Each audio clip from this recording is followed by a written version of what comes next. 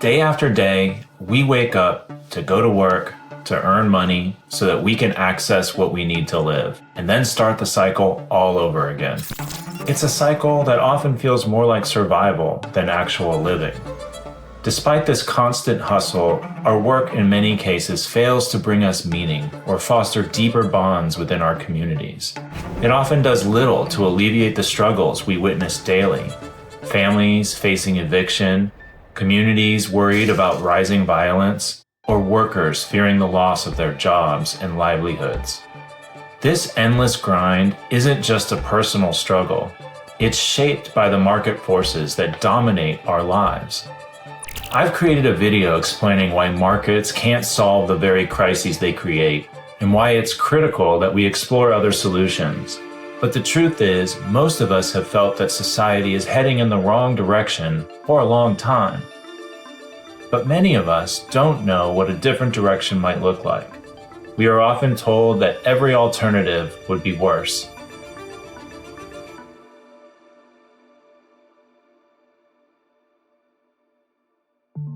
I want to offer you a different direction. One that doesn't require changing any laws or increasing taxes to fund a new government bureaucracy. It's an initiative created by we, the people. Imagine an economy where your needs are seamlessly met and your contributions, big or small, become part of something greater. This isn't about replacing markets, but about creating a parallel economy that expands your freedom to choose how and where you participate. Let me introduce you to an idea I call the People's Library. We're all familiar with libraries. They're places where anyone can access books, media, and more, without owning any of it. Libraries have shown us for thousands of years how shared resources can benefit everyone, regardless of wealth or status. Now imagine expanding that idea beyond books. A people's library where everything you need to live and thrive is shared within your community, easily accessible when you need it. I'm talking about a library that includes housing, where everyone can access a safe place to live. A library for food, where a communal kitchen serves up freshly prepared meals using produce from local farms. A library for transportation, where a shared electric car helps a parent get their kids to school, and bikes are ready for anyone heading to their next activity. A library for clothing, art, tools, skill sharing, and recreation. A library for anything you can imagine. In the People's Library, money isn't needed to access anything. This isn't about renting stuff. It's about ensuring everyone can share access to what they need when they need it without barriers. In return, people contribute meaningfully to their local community, whether it's maintaining resources, teaching a skill, growing and cooking food, or healing local ecosystems. The idea is actually incredibly simple. And for those who still wish to participate in markets to have exclusive ownership, that choice remains open. This isn't a utopia. It's a practical, scalable solution built on something we know already works.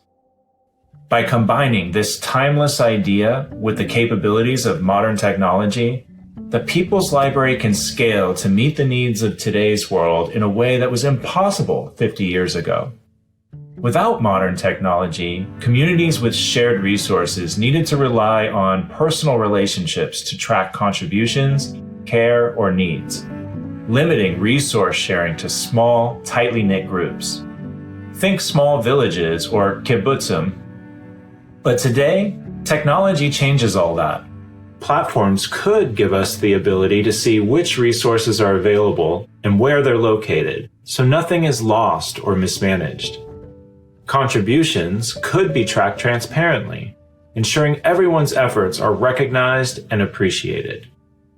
Tools could gently guide people to return items they're no longer using, minimizing hoarding and ensuring access for all. With these systems, the efficiency of modern logistics is brought to the spirit of shared living, allowing a communal economy to scale like never before. The important thing here is that technology serves as an ally, not a master. It makes things like organizing resources and ensuring fairness easier, But the real decisions about how things are managed stay with the community. This ensures that local values and needs are reflected, giving the people the power to shape their futures.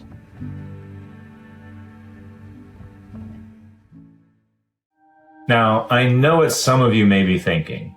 This sounds idealistic, like something that could never work in the real world. Maybe you're wondering, what's the catch? Something like this must come with strings attached. Or perhaps you're thinking, people are too selfish. They'd never contribute unless they were forced to. Systems like this always fail. And I get it. I truly do. We've all been showered with promises, from flashy advertisements offering free stuff to too good to be true experiences, only to be let down time and time again.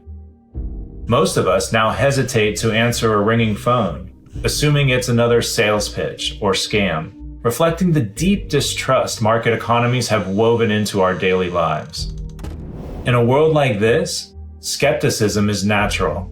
It's a survival mechanism. But the distrust that we feel, that every offer hides a catch, isn't innate. It's a product of the market system we've grown up in. A system that teaches us to see the world through a lens of scarcity and competition, where survival often means putting yourself first, even at another's cost. Over time, this shapes our expectations, convincing us that selfishness and distrust are just human nature. But what if they're not?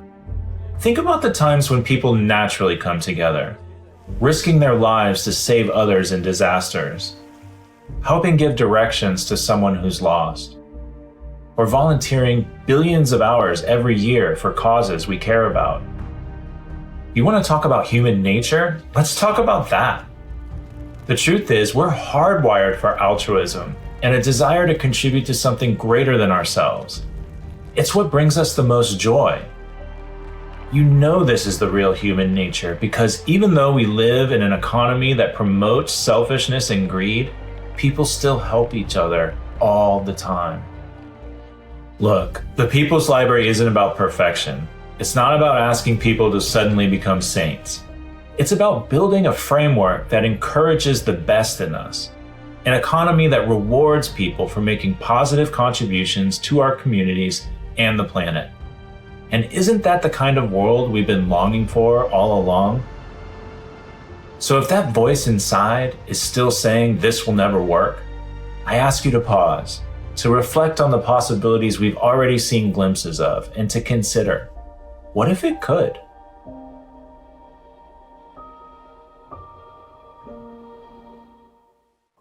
I know some of you might be wondering, who controls the People's Library? How are decisions made? Who defines how I contribute? What's to stop it from being mismanaged or taken over by a few people? How does this economy help to solve societal issues? These questions are answered by the concept of the commons, a shared approach to managing resources sustainably and fairly without individual ownership. This model fosters collective responsibility and ensures equitable access to essential resources like land, housing, and tools. To adapt the commons to modern needs, the People's Library incorporates legal structures such as land trusts and cooperative agreements.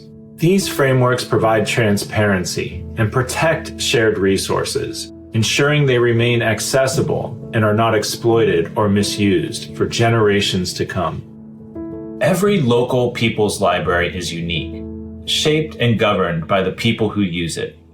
This reflects the essence of the commons, where governance is collective, decision-making is transparent, and accountability is shared. Through open forums, voting systems, or consensus-building methods, the People's Library creates a space for everyone to have a say. Locals decide what resources matter most, how to care for them, and the best strategies to meet the needs of the community. This isn't about top-down management. It's about empowering communities to shape their own futures together. And because this economy coexists with traditional markets, it doesn't demand conformity. It simply offers an alternative for those ready to embrace it. The People's Library is built on trust, but it's also built on accountability. Contributions, whether in the form of time, skills, or care, are tracked transparently to ensure fairness while making participation easy and rewarding. Unlike market economies where jobs often demand repetitive, uninspiring tasks, the People's Library offers an abundance of ways to contribute. Imagine spending one day mentoring teens in photography, the next day crafting furniture from reclaimed materials, and another leading a nature walk to teach about local ecosystems. This variety ensures that contributions feel meaningful and engaging, allowing individuals to use their talents in ways that enrich both their lives and their communities. The result is a system where cooperation feels natural and joyful rather than burdensome.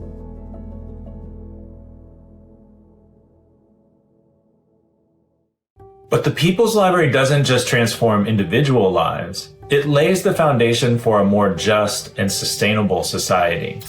For too long, market economies have prioritized profit over human and planetary well-being, neglecting pressing societal issues like poverty, inequality, and environmental collapse, while leaving too many people struggling to meet their basic needs. By channeling these meaningful contributions into shared systems of care and abundance, it addresses the deeper cracks in our world. Poverty is addressed not by managing scarcity, but by removing it entirely, ensuring that essential needs and resources are accessible to everyone. Poverty, after all, isn't just a lack of money, it's a lack of access to the things we need to live and thrive. By providing access to housing, food, transportation, and tools without requiring money, the People's Library removes the financial barriers that leave so many people struggling to get by. In the People's Library, major financial drains that exist in the market economy are eliminated. There are no landlords profiting from rents, no banks charging interest, and no shareholders demanding returns. Instead, housing, land, and recreation centers are owned and maintained by the local community. Without the pressure to generate profits or pay off debts, the People's Library operates at a fraction of the cost, leveraging economies of scale to lift the financial stress that weighs heavily on so many today. This newfound security becomes the bedrock for safer communities. When families no longer fear eviction, and when access to resources is no longer predicated on having money, the desperation that drives crime begins to fade. Safety doesn't come from threats of punishment, but from eliminating deprivation. But the People's Library is more than a place to access resources. It's where communities come alive through shared experiences and collective problem solving. These moments of connection inspire innovation and strengthen bonds in the community. And in this economy, ideas aren't hoarded or locked behind patents. They're shared across a network, shaping a future where creativity thrives and communities grow stronger together. Education also transforms in this environment. Learning is no longer confined to classrooms or rigid curriculums. Instead, it becomes self-directed and community-rooted, with workshops where people of all ages explore their passions, whether it's coding, environmental science, or caring for others. This collaborative spirit nurtures not only individual potential, but also the collective health of society. You see, the People's Library isn't bound by the relentless grow or die pressure of market economies. Instead, communities expand thoughtfully when needed and maintain balance when their needs are met. Shared resources also means fewer items sitting idle on shelves or collecting dust in garages, making life simpler, less wasteful, and more sustainable. A practical application of the commons in modern life. This approach not only reduces the financial and material burden on individuals, but also significantly lowers the environmental costs of manufacturing, transportation, and disposal. helping to ease the strain on our planet's resources. The result? An economy that provides for everyone's needs with far less time and energy required to sustain it. When communities and systems find a cooperative balance, they create the space for something even greater to emerge, a cultural transformation that redefines success and purpose. Imagine a world where success isn't measured by what you own, but by the positive contributions you make to your community. Those who uplift their communities, share knowledge, and care for others are celebrated, creating a society that values purpose, connection, and shared success. This generation has the chance to leave a legacy of a world where everyone has access to what they need, where people support one another, and where life is no longer defined by a constant struggle, but by the freedom to live fully. This vision begins locally, but grows naturally to connect towns, cities, and countries into a vast network of care and collaboration. A living demonstration of how the commons can evolve into a worldwide system of shared stewardship. It's not just about sharing, it's about belonging. It's about weaving yourself into the fabric of a global community and finding joy in the connections and purpose that come from being part of something larger than yourself.